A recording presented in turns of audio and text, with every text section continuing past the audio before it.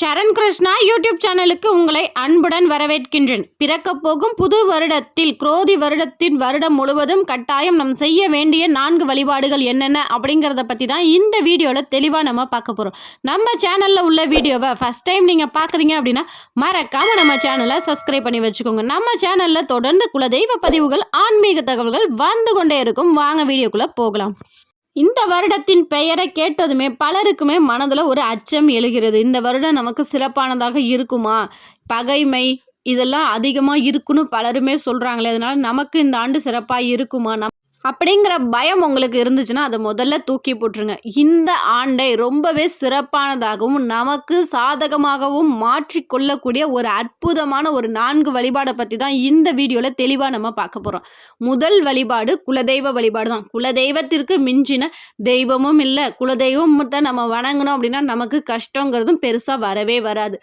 எந்த குடும்பத்தில் முறையாக குலதெய்வத்தை வணங்குறாங்களோ அந்த குடும்பத்திற்கு கிரகங்களின் தோஷமும் வராது அப்படின்னு சொல்லுவாங்க. அதாவது ஒரு குடும்பத்தில் 4 பேர் இருக்கீங்க அப்படின்னா ஒரு சிலருக்கு கேது தோஷம் இருக்குது, செவ்வாய் தோஷம் இருக்குது, சனி கிரக தோஷம் இருக்குது, சனி வந்து 7.5 சனி, இதனால் நிறைய கஷ்டம் வரும் அப்படின்னு சொல்லுவாங்க.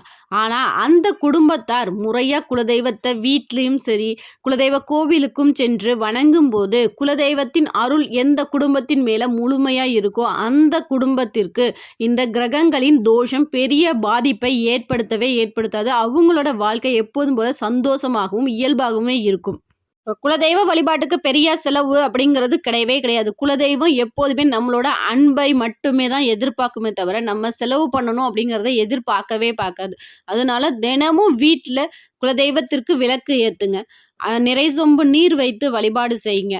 ஒவ்வொரு மாதமும் வரக்கூடிய பௌர்ணமி தினங்களில் அந்த நாளுக்குரிய சிறப்பான ஒரு பொருளை வச்சு எளிய வழிபாடு ஒன்று செஞ்சுக்கோங்க. பௌர்ணமியில் குலதெய்வத்தை வழிபாடு செய்கிறது ரொம்ப ரொம்ப நல்லது. ஏன்னா குலதெய்வத்தின் முழுமையான அருளை பெற்று தரக்கூடிய ஒரு நாள்னா மாதம் வரக்கூடிய பௌர்ணமி தினம்தான். அது மட்டும் இல்லை, உங்கள் குலதெய்வ கோவிலுக்கு மாதம் நீங்கள் பௌர்ணமியில் செல்ல முடிந்தால் தாராளமாக செய்யுங்க. மாதம் செல்ல முடியாதவர்கள் வருடாந்திர பூஜைக்கு கட்டாயம் செல்லுங்கள். இதை மட்டும் செய்தாலே போதும், கட்டாயம் குலதெய்வத்தின் பரிபூர்ண அருள் நம்ம குடும்பத்திற்கு இருக்கும். 2வது வழிபாடு முன்னோர்களின் வழிபாடு. மாதம் வரக்கூடிய அமாவாசை முன்னோர்களுக்கே உரிய நாள். அந்த நாளில் தர்ப்பணம் கொடுத்து முன்னோர்களை வழிபாடு செய்கிறது நம்மளோட கடமை. தர்ப்பணம் மாதம் கொடுக்கறது ரொம்பவே சிறப்பானது. ஆனால் உங்களால் மாதம் கொடுக்க முடியல அப்படின்னாலும் உங்கள் வீட்லேயே எளிய முறையில் பசுவுக்கு உணவு தானம் கொடுக்கறது, சிவன் கோவிலுக்கு சென்று மோட்ச தீபம் செய்வது, அது காகத்திற்கு உணவு வைப்பது, தெருநாய்களுக்கு உணவு வைப்பது, இதை மட்டும் மாதம் அமாவாசையில் கரெக்டாக செஞ்சுக்கிட்டே வந்தீங்க அப்படின்னா முன்னோர்களின் ஆசீர்வாதம் கிடைக்கும். அது மட்டும் இல்லை, அமாவாசை நாட்களில் உங்களால் முடிஞ்ச ஒரு 2 அல்லது 3 பேருக்கு, இல்லை எங்களுக்கு நிறைய வசதி இருக்குது அப்படின்னா ஒரு அநாத ஆசிரமத்திற்கோ இல்லை பார்வை ஊனமுற்றவர்களுக்கோ இவர்களுக்கு நீங்கள் உணவு தானம் செய்யலாம். இது போல் செய்யும்போது முன்னோர்களின் ஆசீர்வாதம் நமக்கு கட்டாயம் கிடைக்கும். 3வது வழிபாடு இஷ்ட தெய்வ வழிபாடு. உங்களுக்கு எந்த தெய்வம் இஷ்ட தெய்வமோ அந்த தெய்வத்திற்கு உரிய நாள். இப்போ முருகப்பெருமான்னா செவ்வாய்க்கிழமை, அம்மன்னா வெள்ளிக்கிழமை, பெருமாள்னா சனிக்கிழமை அப்படின்னு உங்கள் இஷ்ட தெய்வத்திற்கு எந்த நாள் உகந்த நாளோ கட்டாயம் அந்த நாளில் போய் ஒரு 2 நெய் தீபம் உங்கள் இஷ்ட தெய்வத்திற்கு தொடர்ந்து ஏற்றி வாருங்கள். ஒரு வாரம் கூட தவறக்கூடாது. பெண்களுக்கு மாதவிடாய் பிரச்சனைனா அதனால எந்த தவறுமே இல்லை. அந்த வாரத்தை விட்டுட்டு அதுக்கு அடுத்த வாரத்திலிருந்து தொடர்ந்து நெய் தீபமோ நல்லெண்ணெய் தீபமோ அல்லது உங்கள் குலதெய்வத்தை வேண்டி இழுப்பெண்ணெய் தீபமோ நீங்கள் தாராளமாக ஏற்றி வரலாம். ஆனால் ஒரு தீபம் அப்படிங்கிறது ஏற்றக்கூடாது, 2 தீபம் தான் ஏற்ற வேண்டும். இந்த வருடம் முழுவதுமே சிகப்பு திரியினால் ஆன தீபம் ஏற்றுவது, உங்கள் வீட்டில் ஏற்றினாலும் சரி கோவிலில் ஏற்றினாலும் சரி, சிகப்பு திரி பயன்படுத்தும் போது உங்களுக்கு கூடுதல் நன்மை அளிக்கும். 4வது வழிபாடு தாந்திரீக வழிபாடு. இது என்னங்க புதுசாக சொல்கிறீங்க? நம்ம எவ்வளோதான் வழிபாடு செஞ்சு நம்ம குடும்பத்தை பாதுகாத்து வச்சாலும் அடுத்தவங்களோட கண்ணடிங்கிறது ரொம்பவே மோசமானது. கல்லடி பட்டாலும் பரவாயில்ல, கண்ணடி படக்கூடாது அப்படின்னு சொல்லுவாங்க. ஏன்னா கண்ணுக்கு அவ்வளோ பெரிய பவர் இருக்குது. அதாவது தீய பார்வைகளுக்கு அதிக சக்தி இருக்குது, நம்மளை முடக்கக்கூடியது. ஒரு சிலர் தொடர்ந்து விளக்கேற்றிட்டு வருவாங்க. திடீர்னு யாராவது வந்துட்டு போய் பரவாயில்லையே இவெல்லாம் நல்லா விளக்கேற்றுறாப்பா அப்படின்னு சொல்லிட்டு போவாங்க. ஆனால் அதுக்கப்புறம் பார்த்திங்கன்னா அவங்களால விளக்கேற்றவே முடியாது. நிறைய தடங்கள் வந்துக்கிட்டே இருக்கும். இது போன்ற பொல்லாத கண் திருஷ்டி, பொறாமை பார்வைகளில் இருந்து நம்மளை தற்காத்துக்கணும் அப்படின்னா ஒரு சில முறைகளை நம்ம பின்பற்றணும்.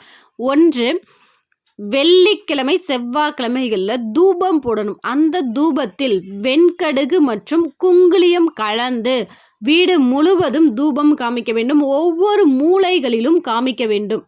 இது போல காமிக்கும் போது எதிர்மறை ஆற்றல்கள் நம்ம விட்டு விலகி நிற்கும். இரண்டாவது, உப்பு வைத்து சுத்தி போடுதல்.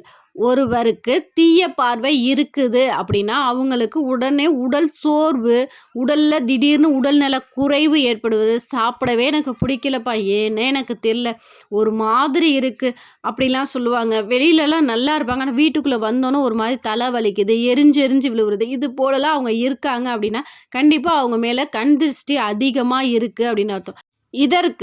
இது சிறியவர்கள் முதல் பெரியவர்கள் வரை தாராளமாக செய்யலாம். இதற்கு தேவையான பொருள் 2 கைப்பிடி உப்பு தான். கைப்பிடி உப்பை எடுத்து வலது பக்கமாக 3 முறை, இடது பக்கமாக 3 முறை அவர் தலையை சுற்றிட்டு இடது கை முழுவதும், வலது கை முழுவதும், முன்பக்கம் பின்பக்கம் உடம்பு ஃபுல்லாக சுற்றும் போது நிறைய சொல்லுங்கள். ஊரு கண்ணு, உறவு கண்ணு, நாய்க்கண்ணு, நரிக்கண்ணு, பேய்க்கண்ணு, பிசாசு கண்ணு, நல்ல கண்ணு, நொல்ல கண்ணு, எல்லா கண்ணும் பட்டு போக அப்படின்னு சொல்லி சுற்றி ஒரு பாத்திரத்தில் தண்ணி வச்சு அந்த தண்ணியில் அந்த உப்பை போட்டுருங்க. ரெண்டாவது, நீங்கள் குளிக்கிற தண்ணி இருக்குது பார்த்தீங்களா, அந்த டப்பில் ஒரு கைப்பிடி உப்பு எடுத்து போட்டு அது கரைஞ்சதுக்கப்புறம் அந்த தண்ணியில் குளிங்க. இந்த ஒரு கிண்ணத்தில் சுற்றி போட்ட உப்பு இருக்குது பார்த்தீங்களா, அதை கால்படாத இடத்துல ஊற்றிடுங்க. இது போல் செய்யும்போது நம்மளோட திஷ்டிங்கிறது கழிஞ்சிரும்.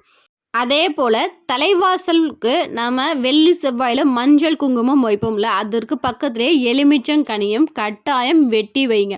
அதுபோல் வைக்கும்போது நம்ம வீட்டுக்குள்ளே தீய சக்திகள் அப்படிங்கிறது வரவே வராது. வாசலில் உருளி வைங்க. அந்த பூக்களை பார்க்கும்போது யாராவது ஒருத்தவங்க உங்களுக்கு பொறாமை பார்வையோடு வந்தாலும் அந்த பூக்களின் அழகை பார்த்து உங்களோட கண் திருஷ்டி அப்படிங்கிறது குறையும்.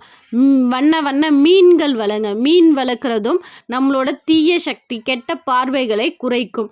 இது போல் சின்ன சின்ன விஷயங்களை செஞ்சு நம்ம மற்றவர்களின் தீய பார்வை, பொறாமை பார்வையிலிருந்து தற்காத்து கொண்டாலே போதும்.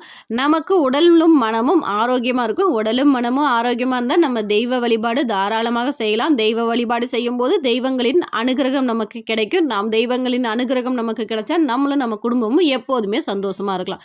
கண்டிப்பாக இந்த வீடியோ உங்களுக்கு பயனுள்ளதாக இருக்கும் என்ற நம்பிக்கையில் மற்றொரு வீடியோவில் சந்திக்கிறேன். இந்த வீடியோ உங்களுக்கு பிடிச்சிருந்தால் லைக் பண்ணுங்கள், ஷேர் பண்ணுங்கள், மறக்காமல் சப்ஸ்கிரைப் பண்ணுங்கள்.